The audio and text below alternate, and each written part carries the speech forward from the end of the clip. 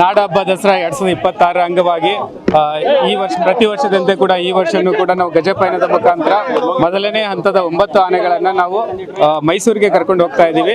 ಈ 9 ಆನೆಗಳ ಇದು ಗಜಪಯಣದಲ್ಲಿ ವಿಶೇಷವಾಗಿ ನಾವು ಅಭಿಮನ್ಯುಗೆ ಅವನು ಮಾಡಿರುವಂಥ ಸಾಹಸ ಮತ್ತು ಅವನು ದಸರಾದಲ್ಲಿ ನೀಡಿರುವಂಥ ಅವನ ಕೊಡುಗೆಯನ್ನು ಇದು ಮನಗಂಡು ಈ ವರ್ಷ ನಾವು ಅವನಿಗೆ ಬೀಳ್ಕೊಡುಗೆ ಕೂಡ ನಾವು ಗಜಪಯಣದಲ್ಲೇ ಮಾಡಿದ್ದೀವಿ.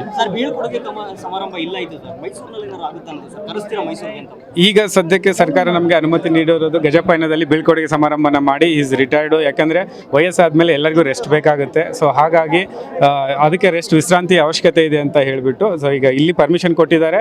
ಹಾಗಾಗಿ ನಾವು ಇಲ್ಲಿ ಬೀಳ್ಕೊಡುಗೆ ಸಮಾರಂಭನ ಮಾಡಿದ್ದೀವಿ.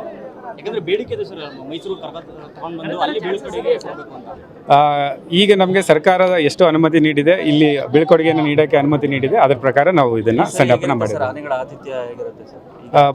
ಪ್ರತಿ ವರ್ಷದಂತೆ ಈ ವರ್ಷವೂ ಕೂಡ ತುಂಬ ವಿಜೃಂಭಣೆಯಿಂದ ಚೆನ್ನಾಗಿ ಮೂಡಿ ಬರುತ್ತೆ ದಸರಾ ಅಂತ ಹೇಳ್ಬಿಟ್ಟು ನಾನು ತಮ್ಮಲ್ಲಿ ಕೇಳ್ತೀನಿ. ಅರಣ್ಯ ಭವನದಿಂದ ಬೆಳಗ್ಗೆ 8:45ಗೆ ನಾವು ಅರಣ್ಯ ಭವನದಿಂದ ಬಿಡ್ತೀವಿ. ಅಲ್ಲಿ ನಮ್ಮ ಪೂಜೆ ಏನಿದೆ ಅದನ್ನು ಮಾಡಿಬಿಟ್ಟು ಪೂಜೆ ಪುನಸ್ಕಾರಗಳನ್ನು ಮಾಡಿ ಸೊ ಅಲ್ಲಿಂದ 10 ಗಂಟೆಗೆ ಅರಮನೆ ಪ್ರವೇಶ ಆಗುತ್ತೆ.